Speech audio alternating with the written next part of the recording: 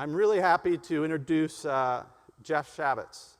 Jeff Shavitz, like many of you, was working in the financial services industry. He graduated from Tufts University. He went to work for Lehman Brothers as an investment banker. However, there was something that kept pulling at Jeff, and that was an entrepreneurial spirit. He wanted to be an entrepreneur. His head was full of these ideas. He wanted to pursue his life's purpose and his passion, but he was afraid. What would his parents think? What about all the loans that he had to repay to Tufts? And he's going to tell you a story of what happened. And he is releasing his book today. It's called Size Doesn't Matter: Why Small Businesses, Big Businesses Profit Now from the Small Business Boom. It's an awesome book. I have read it. And with no further ado, Jeff, come on out.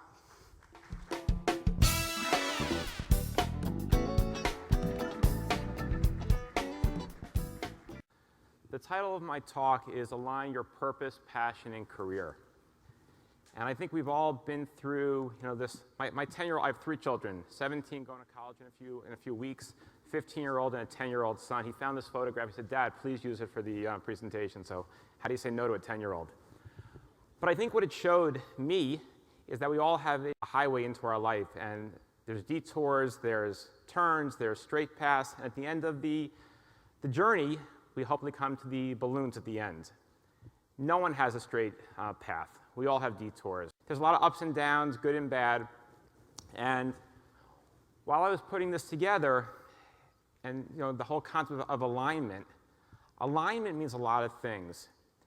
To straighten, to fix, to adjust. I think purpose, passion, and career, those words are pretty self-explanatory. We're all looking for that, quote, perfect life. I have a friend, and I'd say to her, "Hey, Julie, how are you today?" And she would say, "I'm amazing, I'm outstanding, I'm great." I wanted to kill her. Just say I'm fine. A real simple answer. But she really had no introspection into her life because, unfortunately, a few years ago, she did get divorced. And it was all during this time, and she really never had the courage to speak to herself about what was going on deep down. And I think it's that introspection and those aha moments in your life that will define the future of your path. I like to say I went to school in Boston. People then think, "Oh my God, did he go to Harvard or MIT?" I didn't. I went to a small school called Tufts University. Came out of school, investment banking was very hot in 1988, and it still is today. I thought Lehman would be sort of my future. I joined the investment banking group, did corporate finance, mergers and acquisitions, and then I got put into the real estate group, which seemed kind of cool at the time. And we were working on billion-dollar properties, $500 million to $1.5 billion assets. We sold Rockefeller Center, and I was the analyst. I was the junior guy. No one ever saw me. I wrote this offering memorandum. Had all the qualitative information, the quantitative information. We ended up selling the property to Mitsubishi. And at that time, we started popping champagne, and really, at a 23-year-old guy, I would have preferred like a 6-pack of beer. I didn't need Dom Perignon champagne. Another joke, thank you. It's a tough crowd. I also got a Mont Blanc pen with my name engraved in it, which I lost about 2 months later, so I got nothing. And I started saying to myself, how do I really feel? Do I feel fulfilled? We just closed one of the biggest real estate properties in the world. My bosses were, getting accolades everywhere, and I didn't feel good inside. I was working in this beautiful office overlooking the Statue of Liberty, and I said to myself, I've got to make a change. I had been accepted to business school here in New York. My bosses at Lehman were suggesting I would be promoted to an associate without going back to business school, and I was on that fast track to whatever that means to get ahead in my professional career. At that time, I met my girlfriend, who is now my wife, and she was making about $17,000. I chose to go from that office to this office. And I started my first company in a little cubicle on 28th and Park Avenue South. And it was really cool telling all my friends, I'm on Park Avenue. Thank God they never came to my office and saw where I worked, but that's really what it looked like. So my wife, girlfriend at the time, worked for the National Basketball Association. And I love sports, so I really didn't care what she looked like and how her personality was. I was going to marry her for the tickets, which I subsequently did. And she's not here today, so just don't tell her that. But our prenup was just don't leave the NBA. And she did after our first child was born. What's funny was my college housemate was David Stern's son. So I've had a basketball connection for quite some time. But through her, I met a Chinese gentleman who had he was sourcing hundreds of thousands of promotional products. And I was still at Lehman at the time. And the item that I had found through him was a white pair of paper binoculars. And I had the idea of putting a company logo on the product. So through my wife's connections, and I love sports, made a bunch of cold calls. I was working 80 to 100 hours a week, which is really not fun to sleep in the office every 10 days. And I got to the National Football League. And I ended up selling, it's on the picture, I created this folding binocular. And I called the company Spectaculars. And I literally sold 250,000 pairs in 1991 to the NFL. And my corporate sponsor was Breathe Right nasal strips. And I was fortunate, I didn't even tell the NFL. I got a license from the NFL. I put my home phone number on the product. And I started getting calls from major corporate sponsors. So I went to my bosses at Lehman. It's all sort of happening at the same time. And I said, hey, I want to start a paper binocular company. And they go, are you like effing nuts?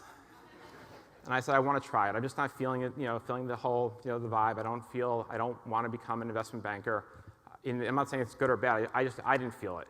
And it's all about your personal journey. You have to align how you feel.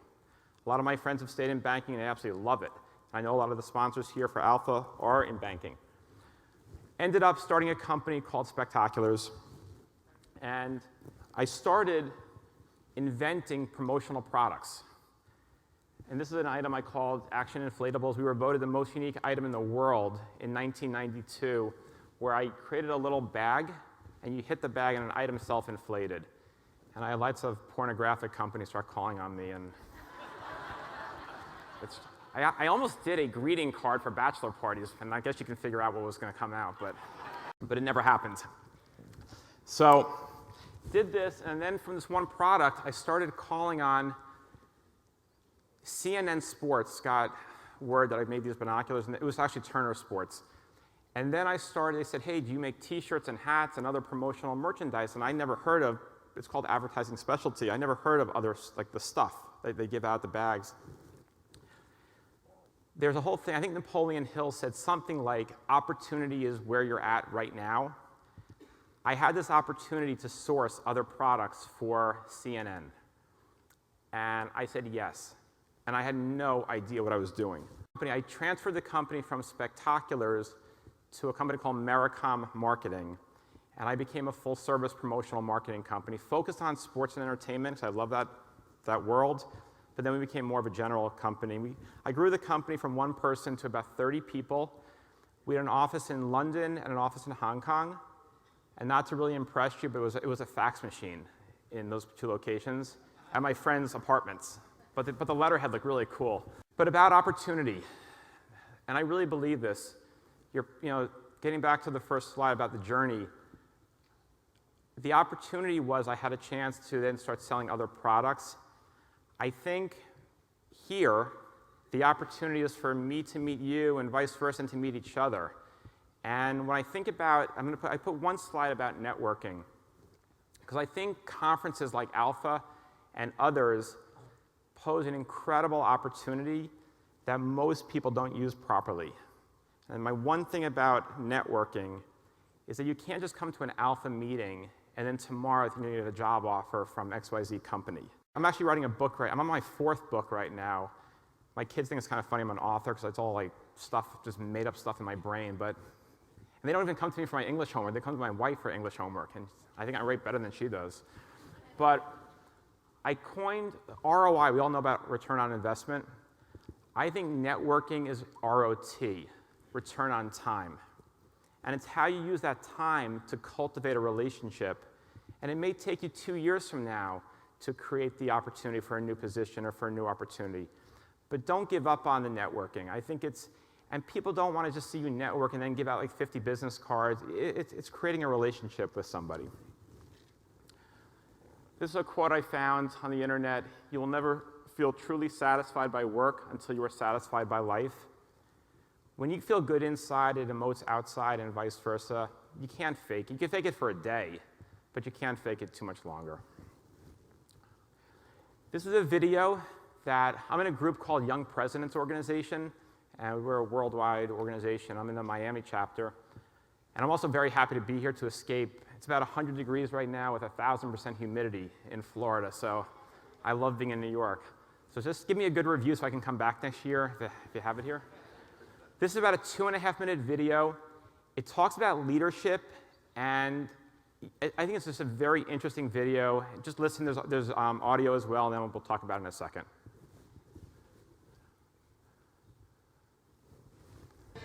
If you've learned a lot about leadership and making a movement, then let's watch a movement happen start to finish in under 3 minutes and dissect some lessons.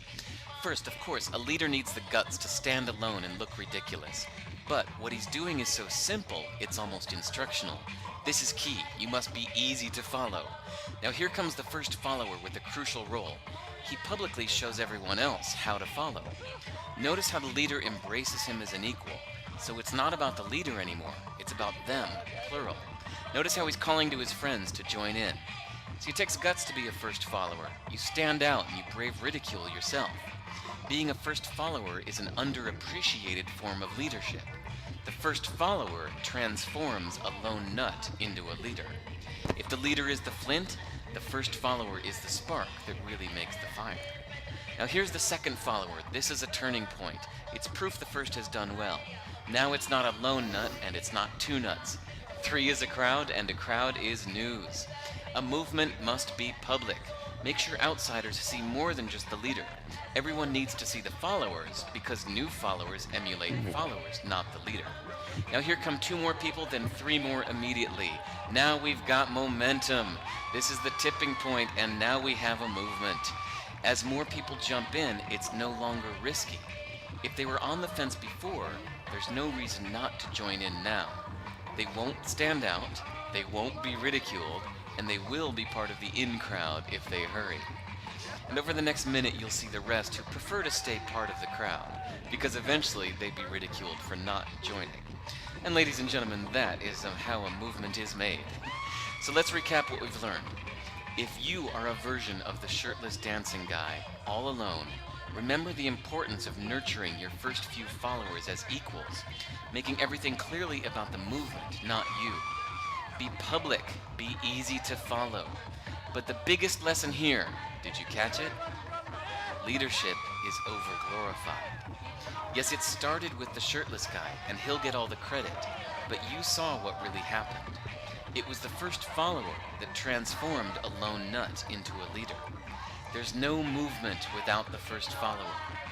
See, we're told that we all need to be leaders, but that would be really ineffective. The best way to make a movement, if you really care, is to courageously follow and show others how to follow. When you find a lone nut doing something great, have the guts to be the first person to stand up and join in.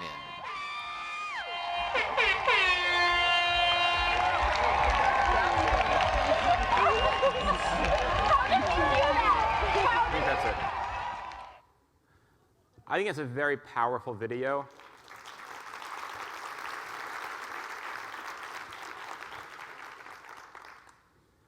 So when I started after Lehman, my first company, which was Mericom, I sort of take that, the video happened after my business started in 1992, my first one. It was how do you create some momentum to have somebody follow you? I had no money. I worked in this little shitty cubicle, and I wanted someone to join the company. I just couldn't handle anymore the work. So it's hard to create. I almost think at times the first follower is more of a leader than even, in my case, myself, because he or she believed in the movement, to use this word. So this is a crazy story, and I've done a lot of things right and probably a lot more things wrong, and this was one of the wrong things I did. I met a woman, did a lot of interviews, and I hired a woman to be my admin assistant, right-hand person. I loved her. We became truly great friends. She babysat my child. She came to birthday party. We became really, we were in sync. And I trusted her. And as a small business owner, we were a two-person company. I grew it to about 30 people eventually. That she started doing everything, my bookkeeping, my stuff. So we were growing. We got to about, in our world, about $8 million in sales, which was, in our world, every item costs about 50 cents a dollar. So it was a real business within promotional products. I come in one day on a weekend just to proof my stuff. I had not been looking at my bank account statements or my Amex bills. She had stolen about $250,000 from me over a 4-year period. It started out being $100, then it was $200.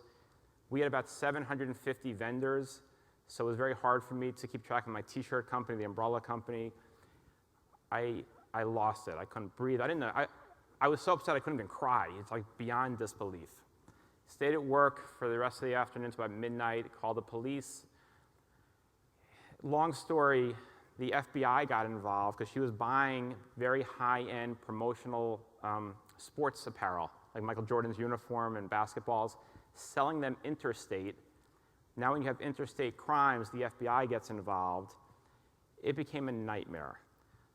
I felt terrible. I mean, I couldn't go out for dinner anymore. I couldn't be happy. I didn't want to spend $50 on meals. My whole life was coming in. And she did go to jail for 3.5 years. My restitution was $250,000, of which I'll probably get in my whole life about $1,500 back. When I look back upon this, I was more guilty than she was. I lost complete control of my business. I was out there selling, nurturing relationships. I lost control of the inside. So what I would suggest, as a reflection point to you, whether you're in your big company, little company, in your division, is take control of, don't source everything out. You really have to take control. And it was a real low point in my business life. I've learned a lot. I may even write a book about, how theft happens in small and big companies. So unfortunately, I've seen it now too many times. I have a thing, I don't have ADD medically. I have a disease called BADD, which is business ADD. Every 10 years, I sort of get that itch to try something new. I'm almost 50 years old. So I did the Americom for a couple more years. I paid everyone back, all my vendors. My reputation is critical to who I am. And I got back into the finance business. And it's all about that journey. My mother never thought I'd be selling pens for a living and promotional t-shirts, so she still says I'm a banker to her friends. She has no idea what I do. You can laugh more at that one. That was pretty good. Got involved. I met a gentleman who had founded a bank in South Florida, grew it to about 70 branches, sold the bank to Wachovia, and as part of the transaction, there was a component called credit card processing, which is we all use our credit cards, but we may not know the other side of it, how it works from the merchant perspective. He and a partner were not interested in working. They wanted to be founders and put some capital in. I was getting frustrated with the commoditization of the promotional world, and I have a whole philosophy on how to decommoditize a commodity. I mean, many times, you think you're in a commodity industry, but there are ways to really turn it around and make it a very special, unique product. And credit cards is a commodity, and I'll explain how we made it different. Started the company, the three of us. I was the operator. We grew the company from 3 people to about 32 full-time people and about 700 salespeople. And it's a little bit of a BS number because the 700 were independent, but of those 700, 125 were full-time. They weren't employees per se, but their whole livelihood was going through our company. So we had about 150 employees in the company. Well, 3 years ago, we sold the company to a private equity firm that was rolling up lots of credit card companies. It was really because my partners were seeing they wanted to cash out on the opportunity. I was the transitional president. We're now the 20th largest company in the United States doing credit card processing. It's not me, it's our parent company, and we were their largest acquisition to date. And I started rethinking about my purpose, passion, and career. And I had done the credit cards, I had done the finance thing twice. Over Christmas, I started writing just for the fun. It was a rainy day, I can't sit around doing nothing. The golf course was closed, and I started writing a book, which turned into Size Doesn't Matter. And it went from 1 page to 203 pages. And Mitchell Levy from Think Aha. He's now my publisher, and I'm not sure if Mitchell's here, but I really thank him for the friendship. And I've now written 2 more books. One is a small book about key messages about small business. The third book is The Power of Residual Income, which is a big part of the credit card, and there's many industries that have residual and recurring revenue. And my fourth book, which I'm working on right now, is about networking and how to do it, in my opinion, properly. One of the books, and I'll just talk about this real quickly, there's 140 of these expressions, but I think I just chose 3. And again, this is all free to anyone in Alpha. You can just download the book. It's no money, and it's just some kind of cool stuff that may get you thinking differently. Do your customers and employees really know what you're thinking? One thing that I learned, when we had reviews at my company, I would always say to our employees, I've already cut your bonus check. Tell me anything about me that's good or bad. Please, I really want you to speak openly.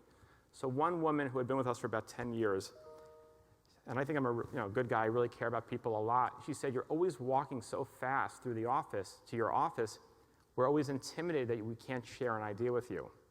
She said if you walked a little slower and just said, hey, can we talk for a minute, she would share more.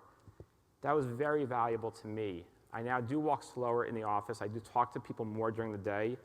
And I never meant to be insulting to anyone, but she felt intimidated that there was never time to really express her opinions. And I also tried to we were small. I mean, we were a family company. We had 30 employees, 30 full-time employees.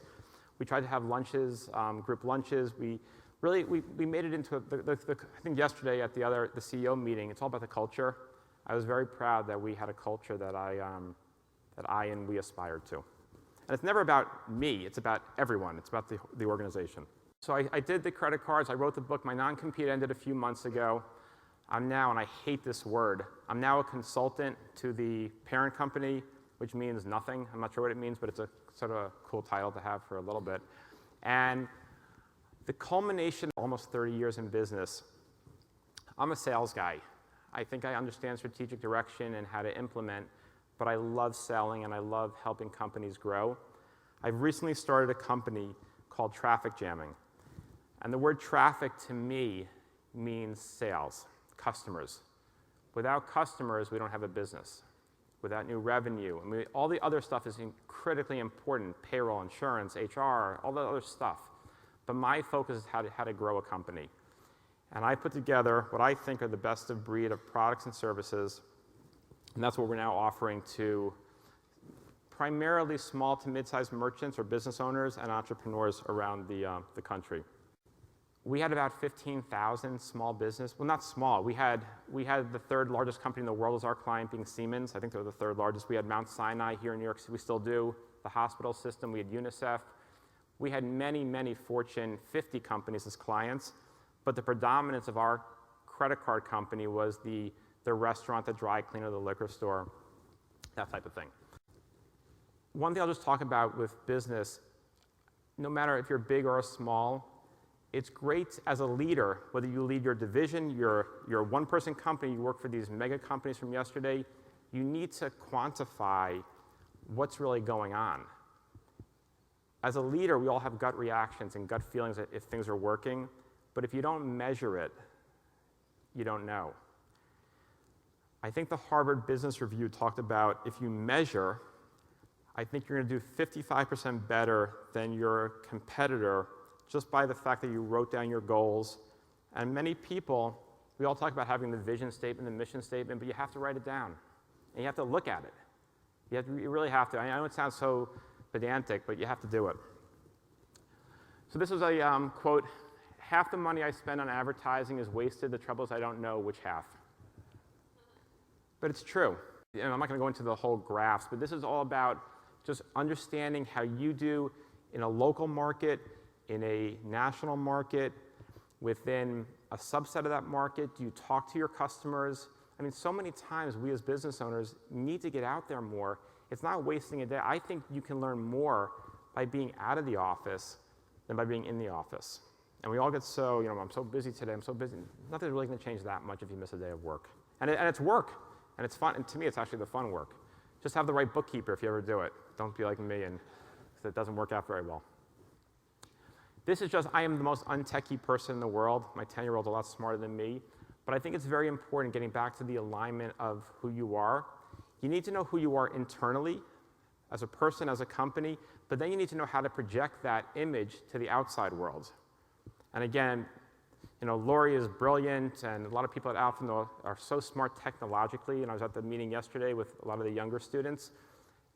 Just know how to create your image to the outside world. And then more important than even the business is, how do you see yourself? One thing I have learned, I actually didn't discuss this before on the happy slide, if you say to somebody, are you happy in your career? Are you happy in your personal life, your professional life? There's 3 answers. There's yes, there's no, and there's maybe. You got to take out the maybe. It's either yes or no. You can't say, I think I'm happy, I'm sort of happy. It's either yes or no. And I think if you're hedging to the no, you're not happy and you should make change or consider change. Don't quit your jobs, don't quit your personal lives, don't quit your relationships, but you have to really be introspective. So I think this slide talks about you, your brand of who you are deep down. I could have stayed at Lehman and made, a good living, and, I didn't want to do it. And I had other challenges. There's no perfect way to do this, and everyone has to do it for themselves.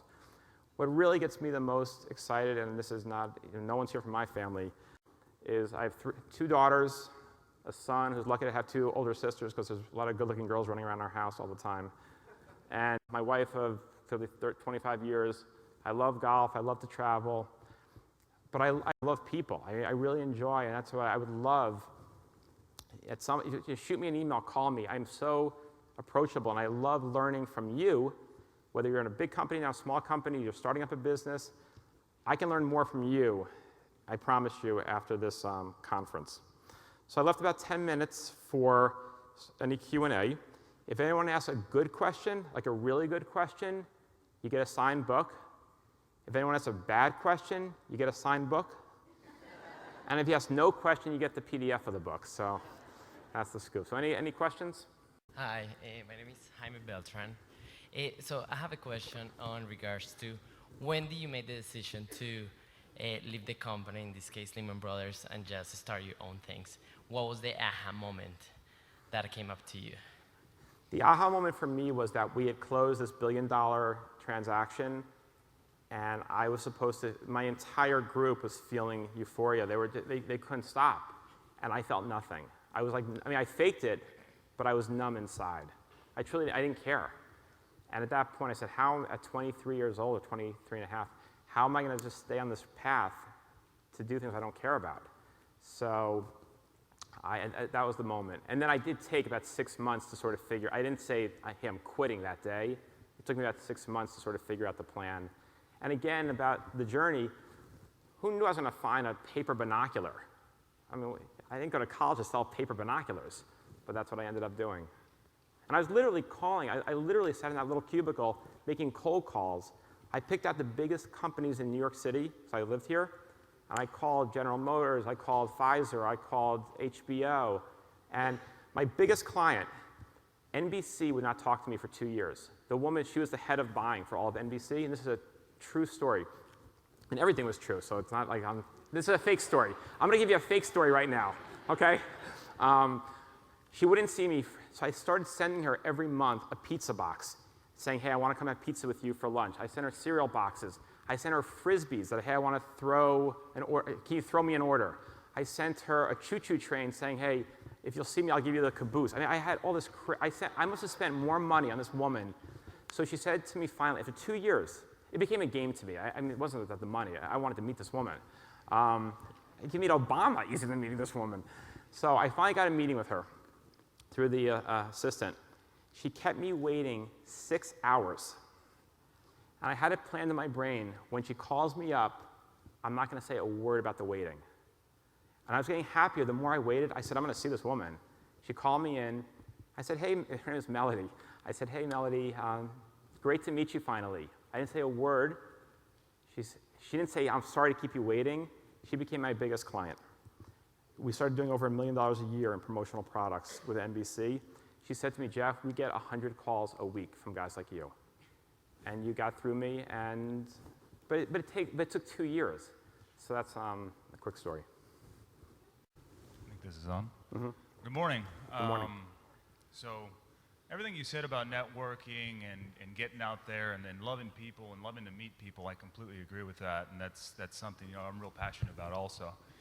In day-to-day life, it's real hard to kind of get out there and network and meet people because you're so focused on work or school or bettering yourself. So I was kind of interested in what is it that you do, or what advice would you give to break down some of those social barriers that you may be hiding behind or something like that, and really get out there to, put yourself out there, network, and build, your network or your council of people?